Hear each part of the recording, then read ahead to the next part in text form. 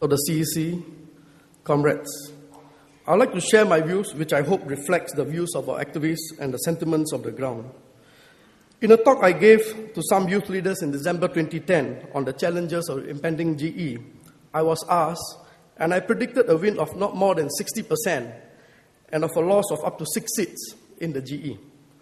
So when the results were announced on May 7th, I was less surprised because after a long time in our history, the PAP decided to call an election when there were just too many unresolved issues affecting Singaporeans, some of which I will highlight later.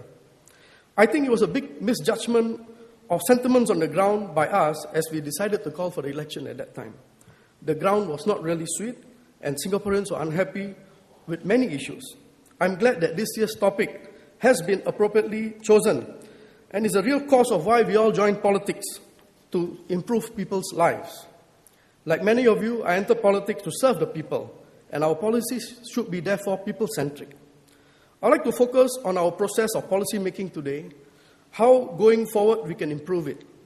I feel that we got carried away in the last few years with policies, though well-intended, did not improve the lives of all Singaporeans as much as we thought that we did, as Call mentioned just now. The government in Singapore did well, but Singaporeans did not feel better or feel the benefits of it, and we did not accurately understand the ground sentiments about this. Whether it was a population growth policy, foreign talent policy, housing policy, or the growth at all costs economic policy, not fully understanding the ground, we failed to implement these policies properly or had inflexible policies which made things worse for many Singaporeans.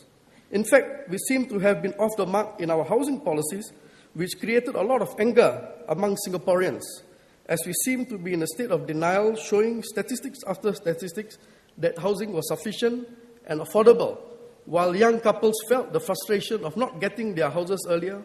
People failed to get rental flats they badly needed, and some lost their houses because they could not keep up with their mortgage payments.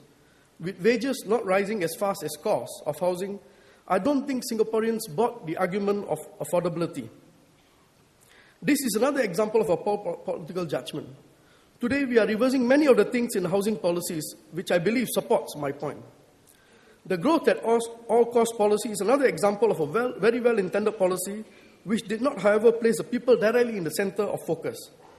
We expected that if the economy grew, then Singaporeans would also benefit indirectly over a period of time. Unfortunately, it did not work that way. So, we will need to better align policies with the interests of Singaporeans, not just for a better life in the future, but on how they are impacted in the short term too.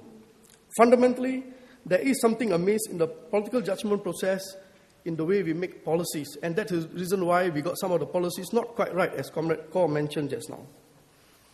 So our policy making is mainly a top-down driven process, largely driven by civil servants who formulate these policies and then justify them with facts and figures to convince the ministers to get the policies approved in Parliament. Therefore, not much of ground inputs get considered when policies are being formulated. We need to create opportunities to inject greater political judgment in the whole policy-making process. In this complex world, the best policy decisions can no longer be top-down driven. We need to have greater and wider involvement when we formulate these policies. Today, we have a very qualified group of activists, and we should involve them in shaping our future policies. We also have a very capable slate of MPs in Parliament, and should involve them more when policies are being formulated. Today, when bills are brought into Parliament, they are already fully cooked, with no intent for further changes. I think we are losing a great opportunity to inject more wisdom and political judgment into bills and policies by not taking into account inputs from MPs during Parliament debates. I suggest that as much as we can do it, we should bring only half-cooked bills into Parliament. We can allow greater debate on bills and allow inputs beyond what the civil servants already provide to be incorporated. We may have to be prepared to give up a little efficiency in policy formulation, but why not if we can create more effective policies? So instead of always trying to complete the second and third readings of bills on the same day, why not allow MPs to form committees to further scrutinize the bills by consulting activists through channels like the Policy Forum and to suggest changes? The outcome, I believe, will be more robust policies, which will most likely have incorporated a thorough consideration of the impact of policies on as many Singaporeans as possible. We already have a policy forum for some of our activists to channel their feedback, but I feel feedback alone will not interest our activists moving forward. I can sense that our activists, especially the younger ones, want to be more involved early and be part of the whole policy-making process, and we should create a channel for this to happen. The policy forum should be one of how to improve and change a policy, rather than just a session to explain completed policies. In other words, involve them at the beginning of the policy formulation process and not at the end of it. We can bring MPs and activists together to discuss and distill ideas which the MPs can bring to the ministers and Parliament for improvement and changes. In fact, we should make our GPCs a part of this bottom-up process by allowing the policy forum to play a role as the voice of activists through the GPCs. This is one way of giving greater meaning to the work that our activists do. Another idea I'd like to suggest is to improve the quality of our policies, is to evaluate the impact of a new policy or policy change on the life of people, as this will add a level of quality control to the policies before they are implemented and serve as a checkpoint for the policy-making process. Why not set up a committee of Singaporeans independent of the ministries to evaluate the social impact of any policy change on Singaporeans before a new policy is implemented? To be successful in better policy making, we need to back away from the I know best attitude when formulating policies. More can be involved in helping shape effective policies. We need to inject some bottoms-up initiative in the policy making process.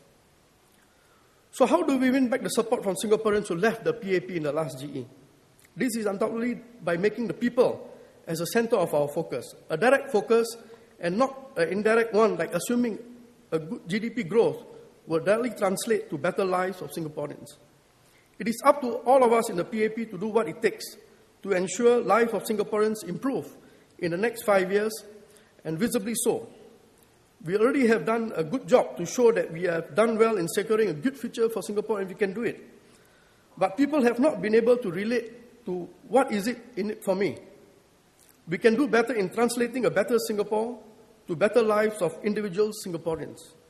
In our policy-making process, if we can always address the aspirations of the individuals, that is the people, while we focus on the bigger picture, it will help us connect with the ground.